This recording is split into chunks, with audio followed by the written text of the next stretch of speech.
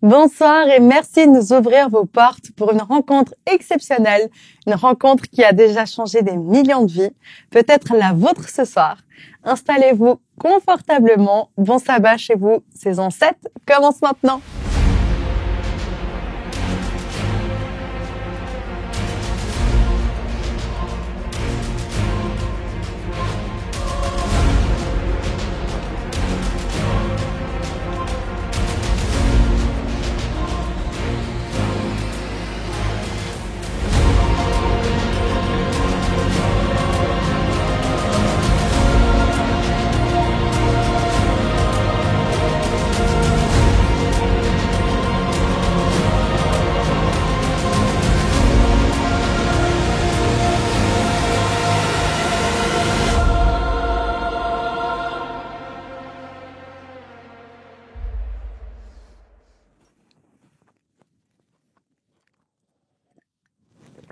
Bienvenue à tous. Excusez-moi, la journée a été speed et je n'ai pas eu le temps de manger, alors je grignotais quelque chose en vous attendant. J'espère que ça va, que vous n'êtes pas affamés comme moi. Enfin si, affamés de la présence de Dieu, car c'est ce qu'on vous propose encore une fois ce soir, du pain spirituel et de l'eau qui rassasie pour toujours. Et ça commence tout de suite avec de la louange à notre Dieu.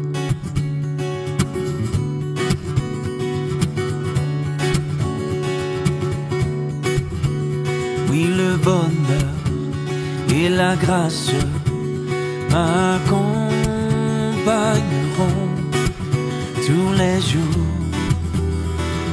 jours de ma vie. Oui, le bonheur et la grâce m'accompagneront tous les jours de ma vie. J'habiterai dans la maison de l'Éternel. J'habiterai dans la maison de l'Éternel. Oui, le bonheur et la grâce m'accompagneront tous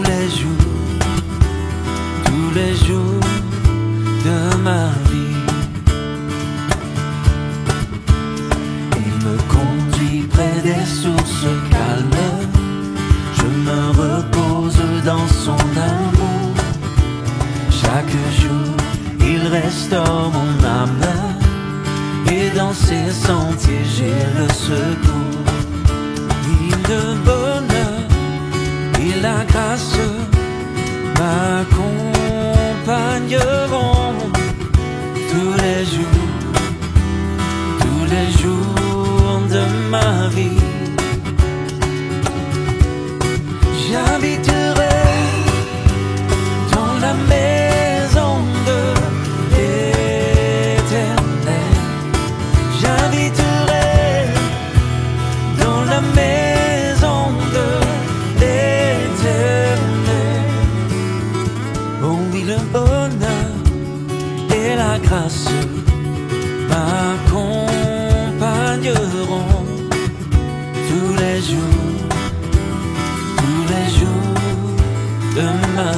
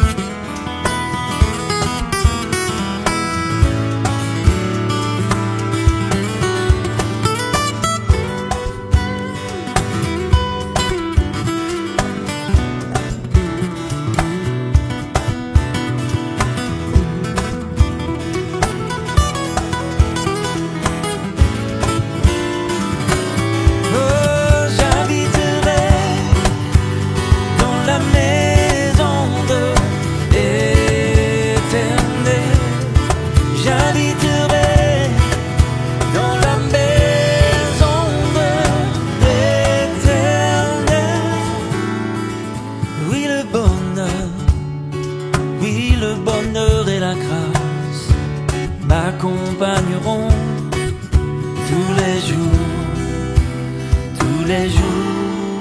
de ma vie.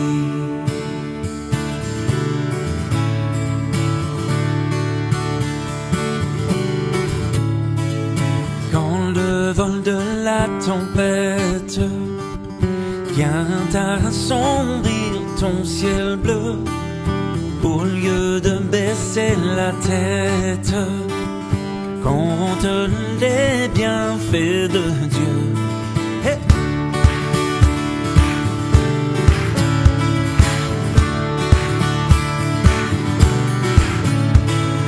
Quand sur la route glissante, tu chancelles sur ta croix, pense à cette main puissante qui t'a béni tant de fois. On y va! Compte les bienfaits de Dieu, mets-les tous devant tes yeux. Oui, tu verras en adorant combien le nombre est grand. Hey!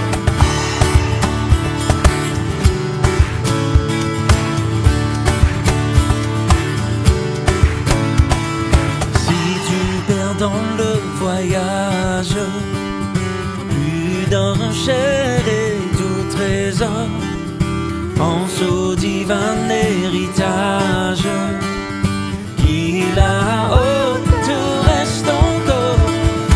Compte les bienfaits de Dieu, mets-les tous devant tes yeux.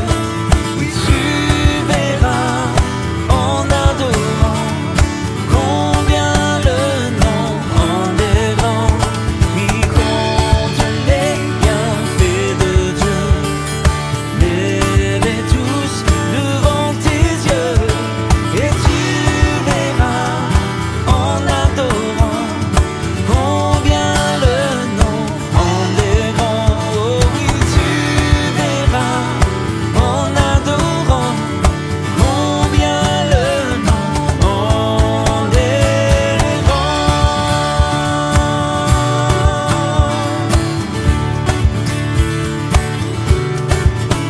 Compte ses bienfaits, compte les bienfaits de Dieu.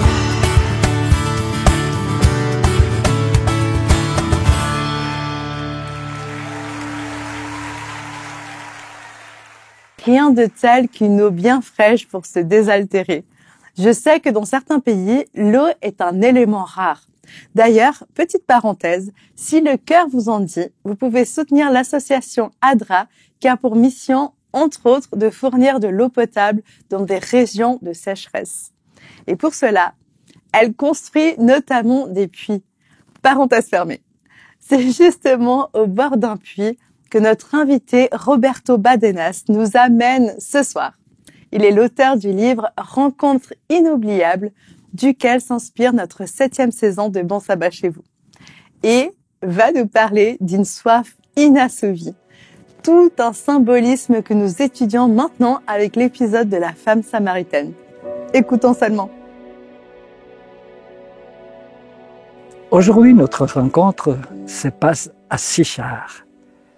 Évangile selon Jean, chapitre 4. Il est midi à Sichar. C'est l'heure de rechercher la fraîcheur derrière les volets fermés en attendant que la canicule s'apaise. Dans les rues désertes, une femme avance vers le puits. Mais l'air du puits, c'est l'aube ou le crépuscule, où le sentier se remplit de femmes avec leurs cruches. À Sichar, à midi, il n'est pas question d'aller chercher de l'eau nulle part. À cette heure-là, celui qui, en plein soleil, s'abrite tant bien que mal contre la margelle, sous l'ombre fuyante des palmiers, ne peut être qu'un étranger. En effet, Jésus a franchi une fois de plus la frontière de Samarie et celle des tabous. Il est passé en territoire hérétique. Et pour aider ses disciples à vaincre leurs préjugés, il les a envoyés en ville acheter des provisions pendant qu'il les attend. Jésus sait bien que les Juifs et les Samaritains sont des ennemis jurés. Leur seul point de rencontre se situe dans leur rancœur mutuelle, polarisée autour de l'hostilité entre leurs deux sanctuaires. Les Juifs et les Samaritains ne se parlent pas. C'est pourquoi, lorsqu'elle arrive, silencieuse, la Samaritaine, elle non plus ne dit mot. C'est la Samaritaine. Personne ne la connaît sous un autre nom. On raconte que la Samaritaine fait des choses que personne n'ose faire. Cet inconnu, un sueur, est le seul à être plus hardi qu'elle. Donne-moi à boire. Ce Juif lui adresse-t-il vraiment la parole? Cela ne le gêne-t-il pas de se compromettre au contact d'une femme impure? À moins qu'il ne cherche autre chose. Les paroles de l'étranger lui paraissent trop simples pour être prises à la lettre. Demander de l'eau près du puits, c'est ce que font habituellement les hommes qui veulent aborder une femme. À Sichar, beaucoup d'histoires d'amour commencent là, au bord du puits, par un « j'ai soif ». La Samaritaine sait cela par cœur, près du puits ou près du lit, qu'importe. Elle a entendu la même histoire de la bouche de tous les hommes avec qui elle avait espéré réaliser ses rêves. Donne-moi à boire est un mot de passe vieux comme son peuple. Lorsqu'Abraham décida de marier son fils, la stratégie de son serviteur au puits fut déjà la même. La femme à qui je demanderai à boire et qui me dira oui, sera la future épouse de mon maître. C'est ainsi qu'Isaac et Rebecca se sont rencontrés. Genèse 24. Cet étranger assis près du puits creusé par Jacob, son illustre ancêtre, va-t-il lui aussi lui offrir un nouvel avenir à la Samaritaine? Ce puits serait-il le lieu de sa rencontre avec le destin? Cependant, un abîme sépare cet homme et cette femme. Son monde à elle est fait de relations nocturnes et instables. Jésus lui propose une rencontre décisive sous le soleil de midi. Ils ne parlent pas non plus la même langue. Pour elle, la coquette, la conversation est un simple jeu. Elle parle de l'eau comme elle parlerait de la pluie et du beau temps. Parler pour tromper le silence. En revanche, Jésus mesure précisément l'intérêt de cette rencontre à la distance qui les sépare. Malgré la soif qu'il ressent, il sait que demander de l'eau peut sembler aussi choquant que de lui dire « Je suis venu te parler de ton avenir ». Mais comment attirer autrement l'attention d'une femme comme elle? Lorsque Jésus lui propose une eau meilleure, rien d'étonnant que la Samaritaine songe à de l'eau courante, un réservoir et même à une salle de bain en marbre. Cet homme qui la traite avec une telle déférence n'a pourtant pas l'air de pouvoir lui offrir cela. Tandis que la femme rêve et s'évade en puisant de l'eau au fond du puits, Jésus lui fait déjà don d'une autre eau plus précieuse, puisée au fond de sa sympathie pour elle. Si tu savais quelle eau je t'offre, tu m'en demanderais. Moi, je te parle de l'eau vive, inépuisable, qu'aucune citerne ne peut contenir, ni qu'aucun système ne peut canaliser. L'eau qui jaillit de la fontaine de vie et de la source d'espérance, celle qui purifie le corps et vivifie l'esprit. De l'eau qui enlève toute soif. Cet homme serait sans sourcier, ou plutôt un sorcier. Cet étrange surprenant commence tout à coup à l'intriguer. On entend déjà au loin les disciples qui reviennent. Jésus dispose de peu de temps et devra brûler les étapes. En opérant une distinction subtile entre l'eau courante et l'eau vive, il montre qu'il croit la Samaritaine capable de suivre ses réflexions spirituelles. Pour lui, l'eau n'est pas un objet, la femme non plus. Renversant préjugés et hiérarchies, Jésus place l'être humain au-dessus des barrières sociales, des tabous religieux, des exclusions des classes, des différences de race ou de sexe. Il libère ainsi la religion de son dernier carcan. Pour dissiper toute ambiguïté, Jésus fixe la Samaritaine dans les yeux et lui dit « Appelle ton mari ». Pourquoi maintenant cette question gênante?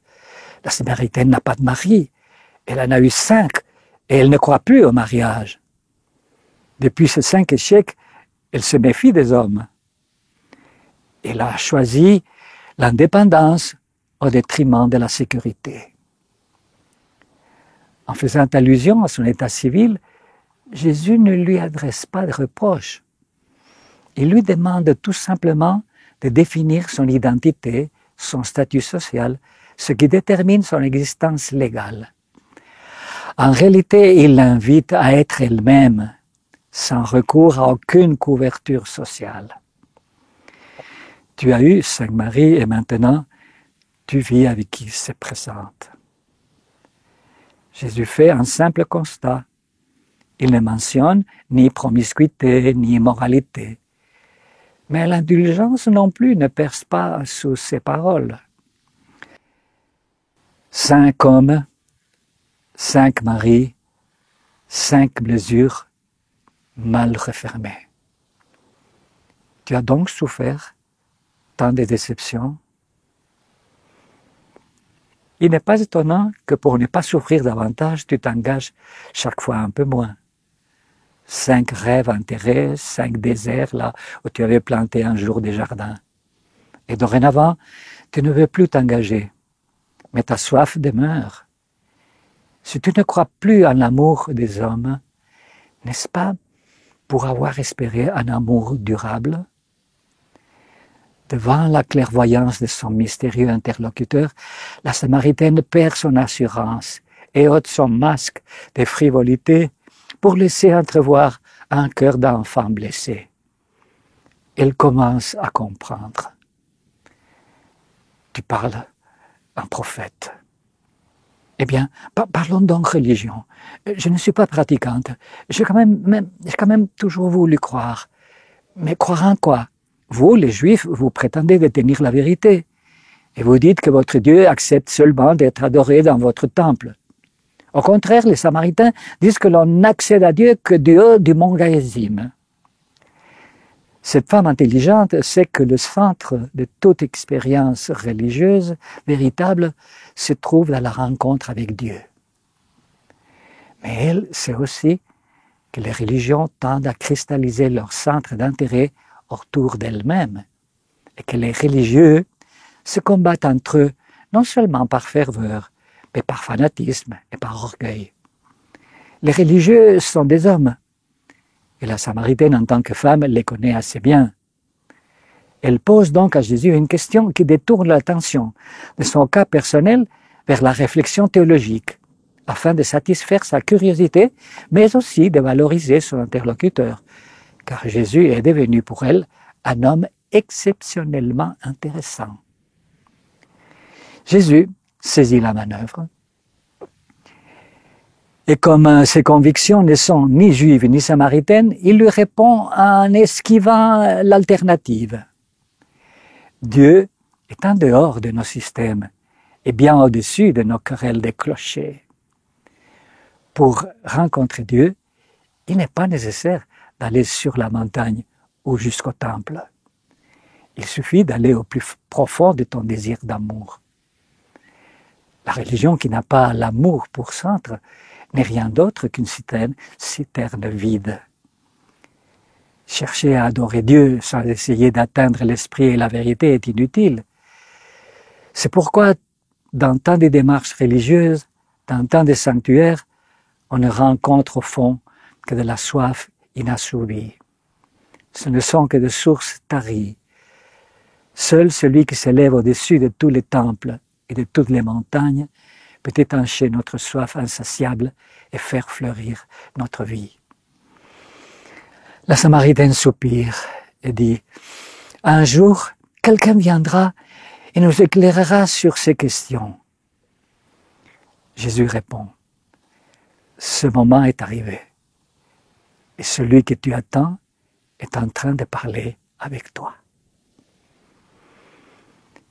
La grande révélation est faite, pas à l'héritière, mais à l'étrangère, pas à l'élu, mais à l'hérétique, pas à la croyante, mais à l'insatisfaite. L'alliance est offerte à la séparée, à l'exclue, à l'assoiffée. La Samaritaine a disparu en courant derrière un nuage de poussière. Mais elle n'ira plus chercher de l'eau au même puits. Près de la margelle, elle a oublié sa vieille cruche. Jésus n'a plus soif non plus. Une source nouvelle vient de jaillir dans le désert. Il lui suffit de la voir déborder pour se sentir rafraîchi. La femme sur la place du village persuade tous les habitants de se dépêcher vers la source pour trouver l'eau vive. Elle sait bien que son flot naissant est capable d'alimenter le monde entier. Dorénavant, le puits de Jacob sera appelé la source de la Samaritaine. Bon sabbat chez vous.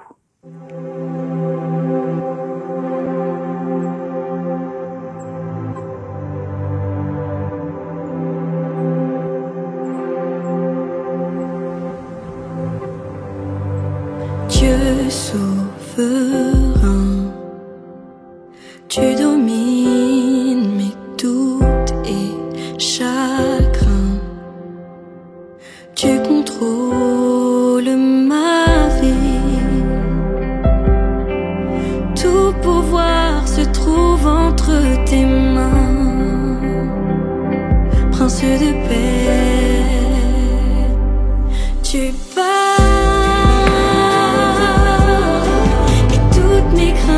S'enfuir et tu pars, et ta parole s'accomplit. Je m'appelle quand tes mots résonnent au fond de moi. Prince de paix, roi de mon cœur, tu effaces mes peine et rancœur. Désormais je revis. Tu m'as tracé un nouveau chemin. Prince de paix, tu pars, et toutes mes craintes s'enfuient et tu pars.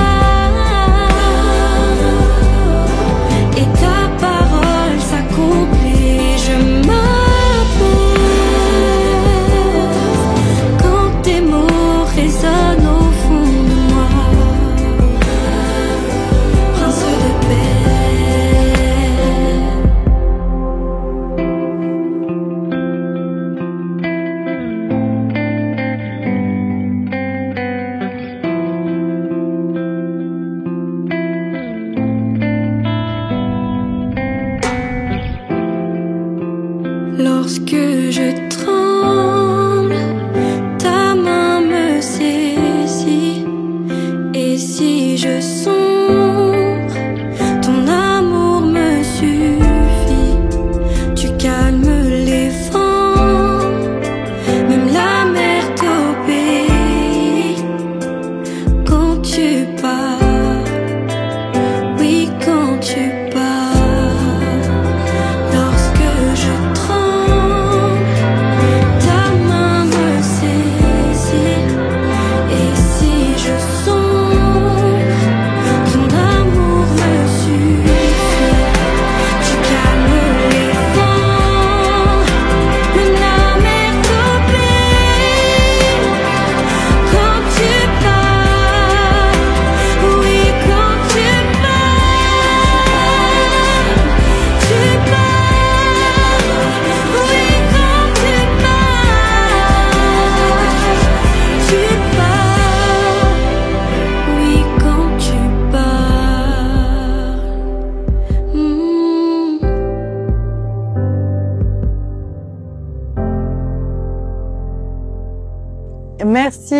pasteur Roberto Badenas de nous avoir présenté ce Jésus qui conduit du désert jusqu'à l'abondante source d'eau de vie.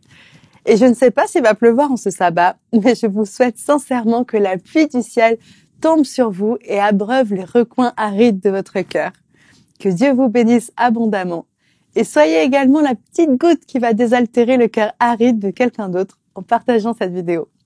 Moi, je vous donne rendez-vous, non pas vendredi prochain, mais exceptionnellement dès mercredi 8 janvier pour nous rassasier encore du pain spirituel, un pain très spécial, puisque nous participerons aux 10 jours de prière qui auront lieu dans le monde entier simultanément.